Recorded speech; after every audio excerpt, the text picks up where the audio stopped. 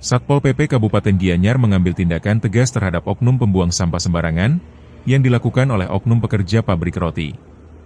Laporan bermula dari Kepala Desa Keramas yang mencurigai adanya tumpukan sampah baru. Menindaklanjuti laporan tersebut, petugas Satpol PP Gianyar melakukan pemeriksaan di lokasi dan menemukan bukti kuat mengarah pada salah satu pabrik roti. Kepala Satpol PP, Pemadam Kebakaran, dan Penyelamatan Kabupaten Gianyar, Iputu Yudanegara langsung menghubungi pihak pemilik pabrik. Pasca dihubungi, pihak bersangkutan bersikap kooperatif dengan mengerahkan sekitar 10 pekerja, peralatan kebersihan lengkap, dan 2 unit mobil pick-up untuk mengangkut kembali sampah tersebut. Proses pembersihan berlangsung dari pukul 21 hingga pukul 23.30 WITA dengan pengawalan ketat personil Satpol PP.